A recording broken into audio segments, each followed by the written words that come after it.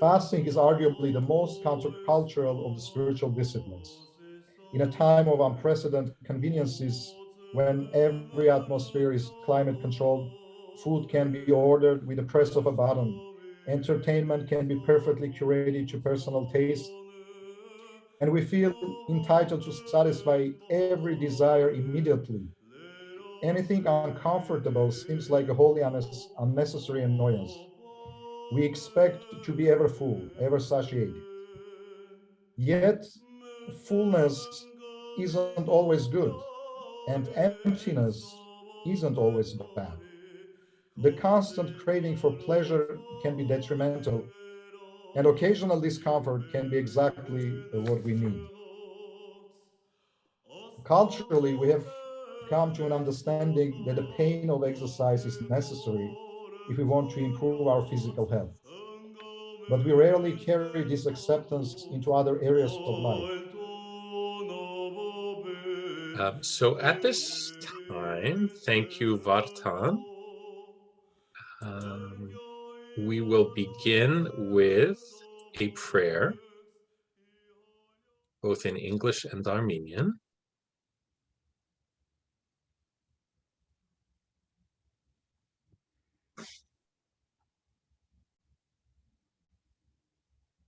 Okay, and Yeditskin Pat, I was told that you would be willing to read the English prayer for us.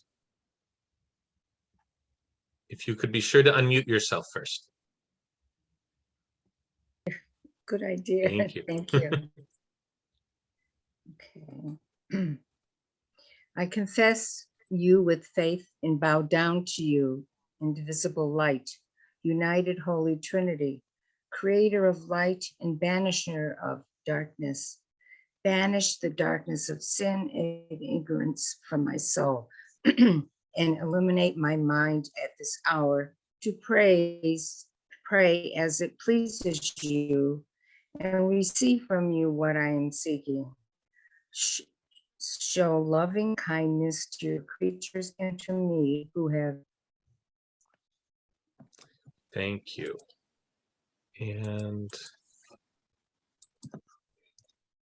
Der Mesrop, would you be available, Der Mesrop Parsamyan, would you be available to pray the Armenian prayer for us?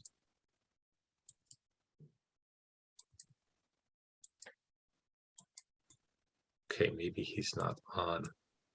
In that case, hi, Mesrop, would you? Oh, yes, sorry. Derhad, or Yes, Derhad. Yes, that's what's on. Հավատով խոստովանիմ եւ երկիր պագանեմ քեզ անբաժանելի լույս, միասնական սուրբ երրորդություն եւ միասպասություն, հարարիչ լույսո եւ հալածիչ խավարի, հալածյա իհոգո իմը, ըսխավար մեղած եւ անգիտության եւ լուսավորի ազմի դսիմ, իր ամուս հայսմիկ, աղոթել քեզի հայջույս եւ ընդունել իքեմ, ըսխնդրվածըսիմ եւ օրմյա քարածոց եւ ինձ բազմամեղից. Amen. Amen. Thank you very much, Derhad. So it is my distinct honor tonight to introduce this evening's speaker. He is known to many of us because he has been traveling so many different places lately, and we're very fortunate to have him with us tonight. So Father Mesrop Parsamyan is currently the Director of Ministries at the Eastern Diocese of the Armenian Church of America. He's a native of Yerevan, Armenia, and received a BA in theology from Gevorkian Theological Seminary in Echmiadzin in 2003. He holds an MA in theology and religious studies from the University of Strasbourg in France, and has studied at the International Study Center in Dublin, Ireland. He received the rank of Vartabed, equivalent to the PhD in the Armenian Church in 2011. Prior to that, he was ordained to the Holy Priesthood in 2003 and subsequently became the staff bearer for the Catholicos until 2004. For the next 4 years, he was professor of Christian ethics at the Gevorkian Theological Seminary and also served as deputy chancellor of Holy Echmiadzin. During this time, he had 2 pastoral stays in Brussels, Belgium, and in Nice, France. He went on to serve as the locum tenens of the primate at the Diocese of the Armenian Church in Geneva, Switzerland. From 2012 to 2013, he was Vicar General of the Diocese of the Armenian Church in Marseille, France. The following year, he served as Locum Tenens Primate of the Diocese of the Armenian Church in Paris. From 2007 to 2014, Hayr Mesrop was member of the Church and Society Commission of the Conference of European Churches. He came to the United States in 2015 and served as the pastor of Holy Sharagan Church of Belleville, Illinois until 2017. Following that, he was the vicar of St. Vartan Armenian Cathedral in New York from 2018 to 2019, after which he was called to Echmiadzin to become the Dean of Gevorkian Theological Seminary, where he served from 2019 to 2021, and from which he came back to us this past fall. He speaks 5 languages, including Armenian, English, French, and Russian. And among his published works are To Become God, The Threefold Way of the Deification of Man According to the Spirituality of Saint Nessus Shnorhali, which was published in 2015, and his most recent publication, Light and Hope, Spiritual Reflections. So please join me in welcoming Hayr Mesrop for today's presentation. Thank you. Thank you very much, Yervant.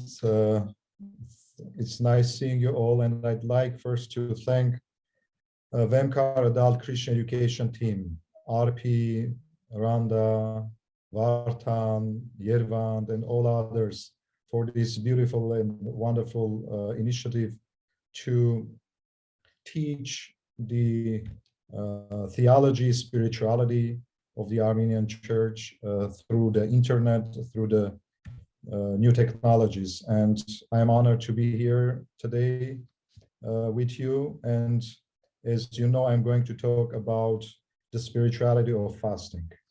So let me share my screen.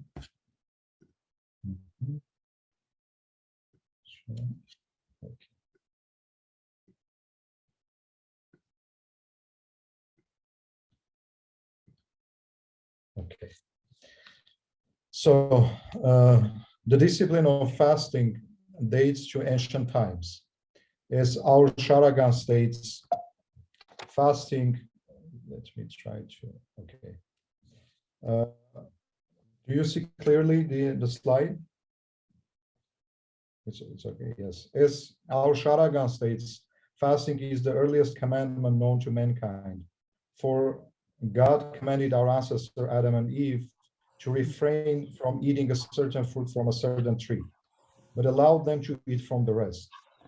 As we sing in the Sharagan on second Sunday of the Great Lent, we say, the law of holy fasting you transmitted first in paradise, but the first creatures did not observe it. Tasting of the fruit, they tasted the bitterness of sin and death. But grant us, Lord, to taste the sweetness of your commandments. Fasting is common to nearly every religion in the world, as well as some philosophical systems like Stoicism. And it is mentioned in the Bible more times than baptism. And there is a reason for this prevalence and universality. Fasting is the most concrete and visceral embodiment of the spiritual disciplines. Its intersection of the physical and spiritual produces uniquely perceptible effects that bridge the often too wide gap between body and soul. And today, we'll dive into the spirituality of fasting, using it as a vital tune-up for the health and the fitness of the spirit. So what is fasting? Fasting is voluntarily abstaining from something for a limited amount of time. It's not fasting if you plan on giving up the thing for good, though at the end of fast, you may decide not to reincorporate it back into your life. And depending on what is being fasted from, fasts can last from days to weeks. Some people will fast from all solid food, but allow themselves to drink juice. Others will fast from certain kinds of food. We Orthodox Armenian Christians, for example, we fast each Wednesday and Friday and also before the major feast, and of course, before Easter, 40 days, the Great Lent. And we fast from meat, fish, dairy, and wine. But you can also fast from non-nutritive things like technology or certain behavioral habits.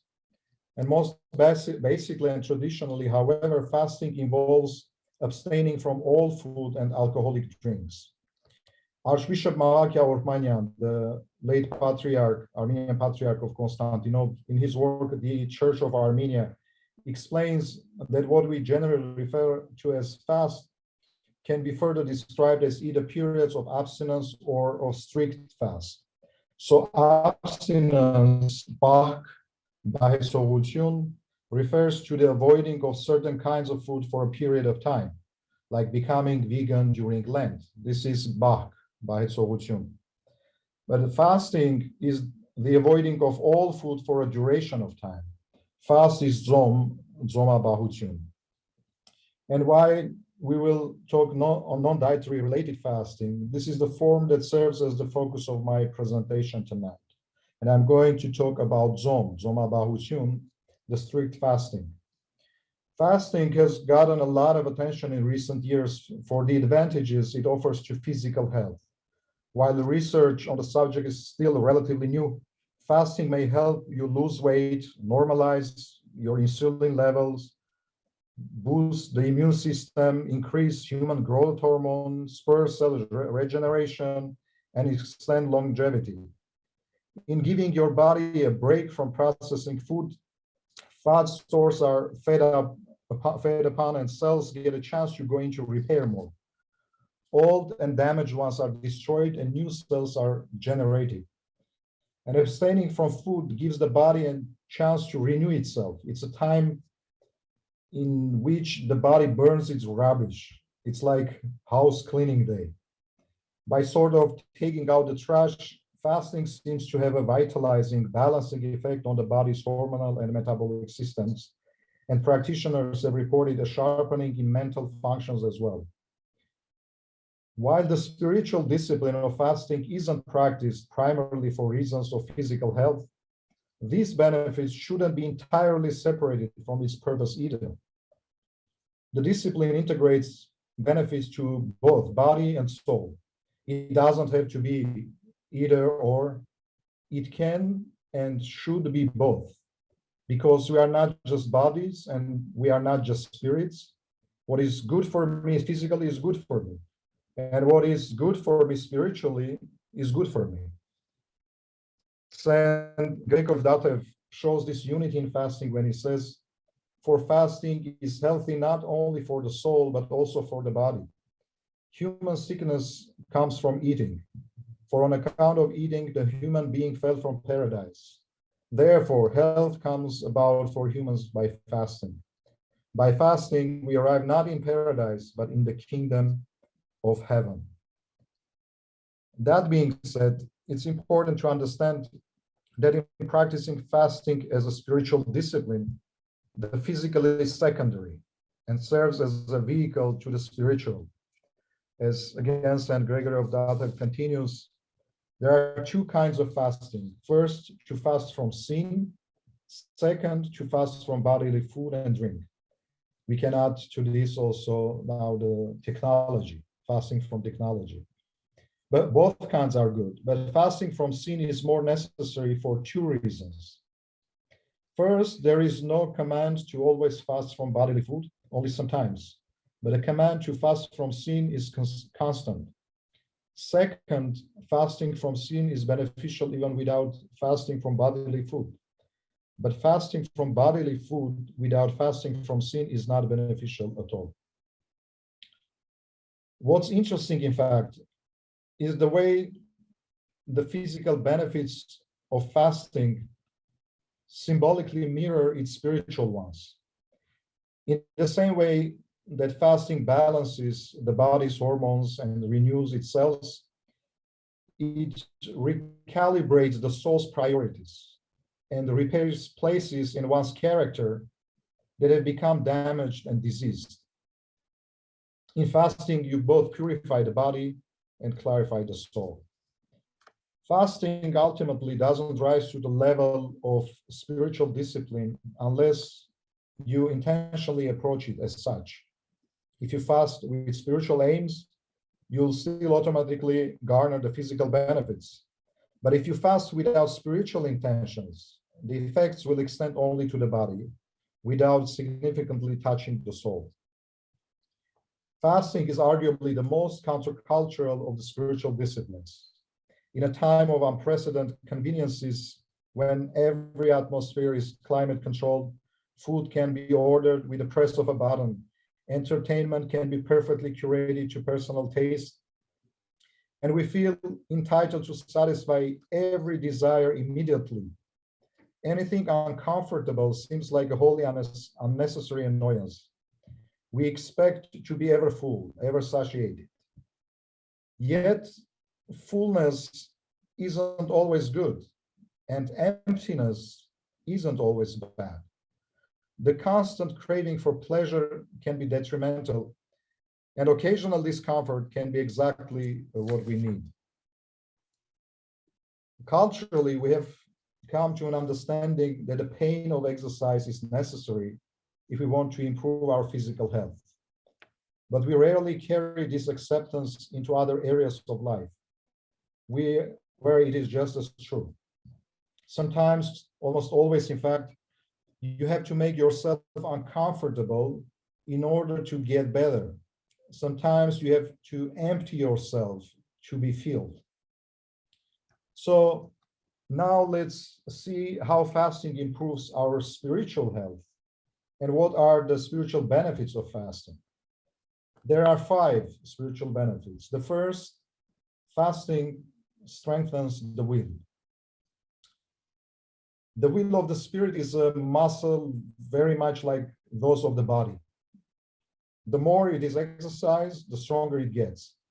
And fasting gives our willpower muscle an incomparable workout that not only builds its strength concerning what we consume, but in all areas of life. This is where fasting ties into simplicity. To live the simple life, one must keep his or her purposes driven, priorities, his or her loves in order. The challenge is that baser desires constantly seek to assert themselves over noble ideals. Fasting provides concrete, visceral practice in choosing higher principles over lower appetites. In feeling physical hunger, but disregarding its pull, you teach yourself that you are the boss of your body. Yet you don't take orders, marching orders from your belly. You teach yourself that you are the master of your appetites rather than their slave. In fasting, we have to face down our appetite for food, but this hunger stands in for all our other gnawing appetites. In overcoming what seems like an insatiable desire to eat, we come to realize that other desires that seemingly demand to be answered now can in fact be postponed. We come to realize we can do without. We can control the things that seek to control us. The self-restraint built by fasting from food becomes an aid in keeping all our priorities straight, helping us get a better grip on the constant battle between short-term pleasures and long-term goals and virtues and values. It's a concrete practice that helps develop the nebulous thing called character. Second, fasting intensifies prayer. In scriptures, whenever fasting is mentioned, it's almost always connected with prayer. Fasting is valueless or even harmful, our church fathers say, when not combined with prayer. In the Gospels, the devil is cast out not by fasting alone, but by prayer and fasting. We read in the Gospels of Matthew and Mark. And of the early Christians, it is said not simply that they fasted, but they fasted and prayed. Acts chapter 13, verse 3. In both the Old and the New Testament, fasting is seen not as an end in itself, but as an aid to more intense and living prayer, as a preparation for decisive action or for direct encounter with God. Fasting intersects with and intensifies prayer in several ways. First, accompanying prayer with fasting shows sincere intention. The fast is somehow a declaration. This thing I am praying for is so important that I am willing to set aside my every life, including food, to focus on praying for it. Second, Christians often choose a particular purpose for their fast, a question in need of guidance, a loved one in need of healing, or when I was in Armenia during the war in Artsakh, we would fast for the peace, asking and praying for the peace. And then use the hunger pangs induced by fasting as a reminder to pray for it. And whenever they notice the gnaw of their appetite, they offer up a supplication. In this way, fasting increases the number of times you pray throughout the day. Friends, if you are struggling with making a decision, rather than just praying about it, try accompanying those prayers with fast, and you will see the difference. Third, fasting establishes a ridge between absence and abundance. In many churches, feasts are supposed to be preceded by fasts. In our church, we fast before 5 major feasts, and the converse is true. Each of these fasting weeks is preceded by Paregentan, feasting days.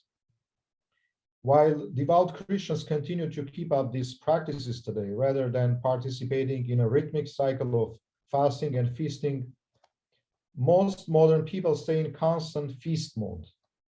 We stay pretty stuffed year-round, and then on holidays, try to get really stuffed. There is no rhythm in this undeviating, linear state of satiation, no texture to our days, no real anticipation of our holidays. As a result, our feasts lose much of their satisfaction.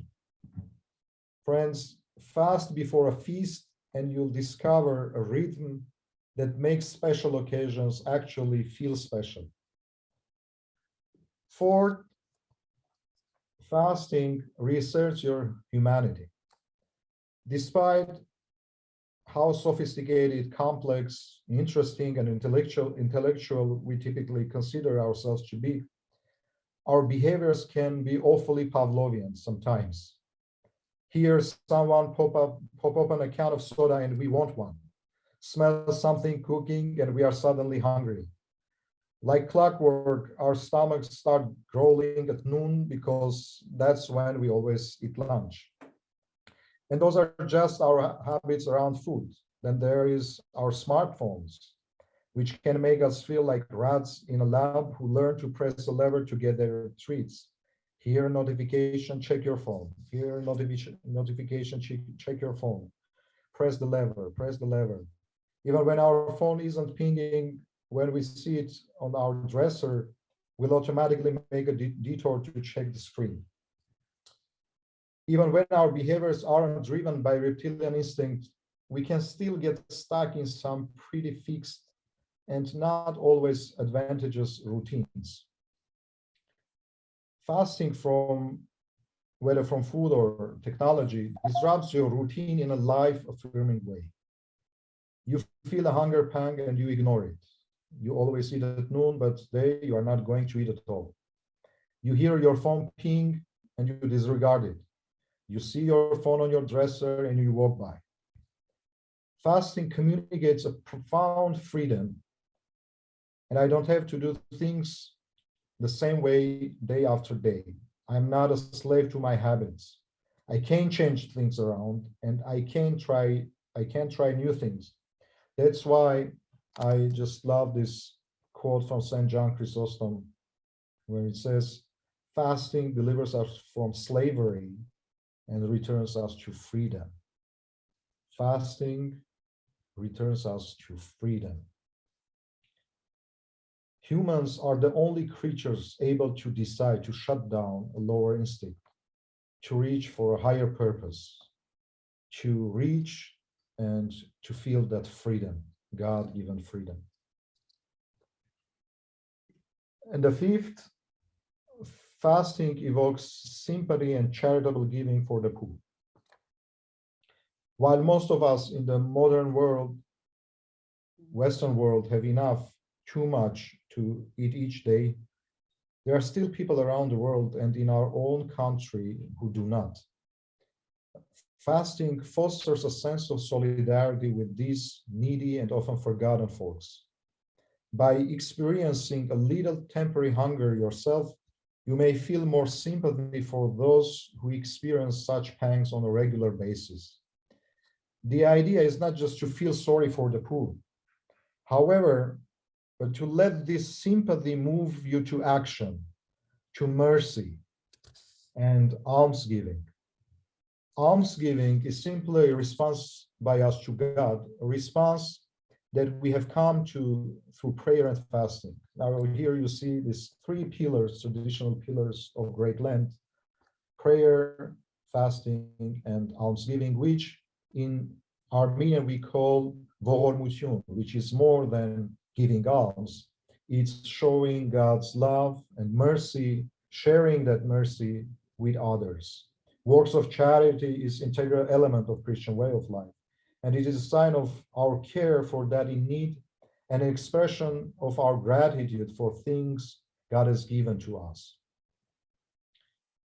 Almsgiving, far from being an act of giving, is an attitude of the heart, a heart that is humble, repentant, vormats, merciful, compassionate, which seeks to reproduce in its relations with others the experience of mercy that each one of us lives in our relation with God. So friends, those are the 5 spiritual benefits. I'd like to remind you again: fasting strengthens the will, intensifies prayer, establishes rhythms between absence and abundance, reasserts your humanity, and evokes sympathy and charitable giving for the poor. Now, I'd like to share some practical advice, which I hope will be helpful when you decide to make the practice of fasting as a successful and edifying habit. And again, I remind you, this is about Zoma Bahutyun, the strict fasting. So some guidelines from fasting from food. Don't fast when you are sick, traveling, pregnant, or nursing. People with diabetes, gout, liver disease, kidney disease, ulcers, hypoglycemia, cancer, and blood diseases should not fast.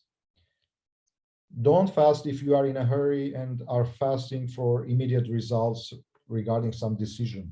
Fasting is not magic. If you are new to fasting, begin by fasting for 1 meal. Research indicates that 16 hours seems to be about the minimum you have to fast to get some of the benefits fasting accrues to physical health. So that's like stopping eating at 8 p.m. the first day and then not eating again until noon the next day. You basically just skip breakfast. While this kind of intermittent fasting is easy enough to do every day and good for the body, it's not strenuous enough to have much of spiritual effect. It can be a good way to dip your toes into fasting. However, as it will help stabilize your blood sugar so that longer fasts become easier. Even if you are a beginner and haven't had any such practice with fasting, you should be fine jumping into 24-hour fast in which you give up 2 meals. Stop eating after dinner and start your fast, then skip breakfast and lunch the next day, and breaking your fast with your next dinner. I started the fasting doing the same way. Can you hear me? My video was frozen. Okay. So when I started the fasting, I started in the evening after I would have my dinner at 6 p.m. and then the next day to have my dinner. So 24-hour fasting on Wednesdays and Fridays. Uh, and during fasting, stay hydrated. Always drink plenty of water and fluids. I'd also recommend that beginner fast continue to drink water and other non-caloric beverages. I personally don't find any added benefit to abstaining from water during a fast. You need to drink water, and sometimes coffee and caffeine can make it easier to keep from eating.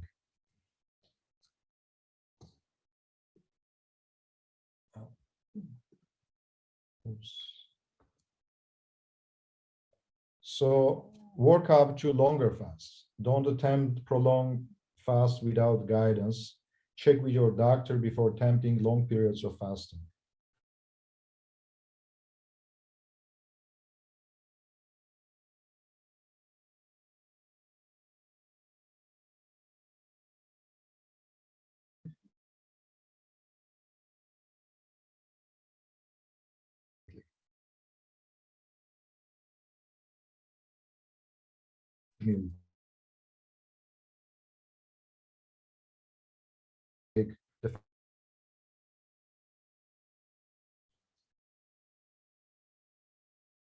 We would have pans of pilaf and fish and eggs, and those are the light, the way that we break the fast gently. So if you do have a health issues that prevent you from abstaining from all foods, doing zoma bahutun, consider fasting by abstaining only from certain foods, or take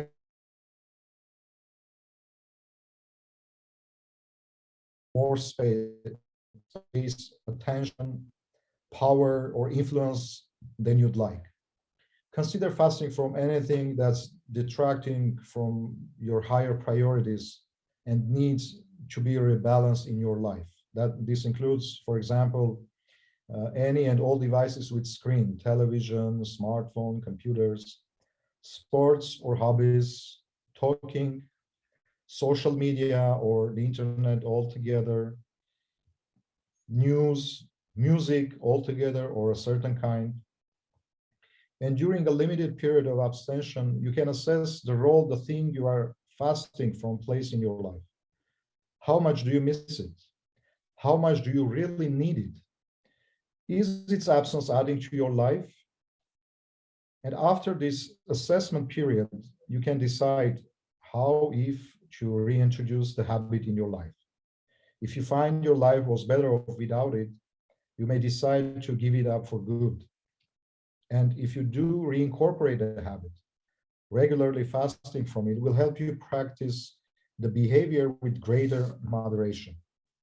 Friends, as I said at the beginning, you won't get much spiritual benefit from a fast if you don't go into it actively seeking such.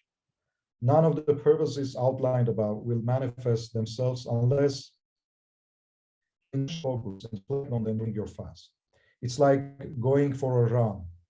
It can be a spiritual experience if you want it to be. But if that's not your intention, it will just be a run. The mindset you bring to the practice matters. And now I'm going to give some guidelines for spiritual fasting, making your fasting experience as a spiritual exercise. So to deepen your understanding of how our Lord Jesus Christ denied himself and embraced suffering and death for you, practice some sort of fasting during Lent. When fasting is difficult, share your thoughts and feelings with Jesus. What does Jesus say to you? Tell Jesus what it means to you to share and fellowship with him in his sufferings. Fast one meal a week, spend your mealtime in prayer and meditation. And when you feel hungry, sit with Jesus in the wilderness and feed on the bread of heaven. Talk to Jesus about what his self-denial means to you. For a period of 1 week, for example, you can fast from social media, sports, shopping, reading, or use of the computer. Dedicate the time you now have to God. What feelings arise in you? What thoughts interrupt your prayer? Abstain from purchasing morning coffee or daily sodas or evening videos. Offer the money or time to God. And when facing a trial, decide on a fast that gives you time to seek God's strength in your journey. I hope, friends, these guidelines, those are just basic guidelines to for fasting exercise. And I hope those will be helpful for you when you fast. And there are more that you do, maybe but those are the basic guidelines for spiritual fasting. And I'd like to conclude my presentation tonight by a quote from St. John Chrysostom. So I couldn't put all the text there, but I'm going to read for you from St. John Chrysostom, which is about the spirituality of fasting, the deep meaning of fasting. He says, I quote, "Do you fast? Give me proof of it by your works. If you see a poor man, take pity on him. If you see a friend being honored, do not envy him.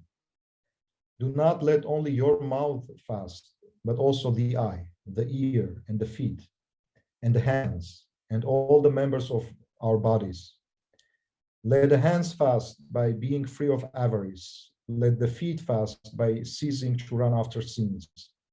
Let the eye fast by disciplining them not to glare at that which is sinful.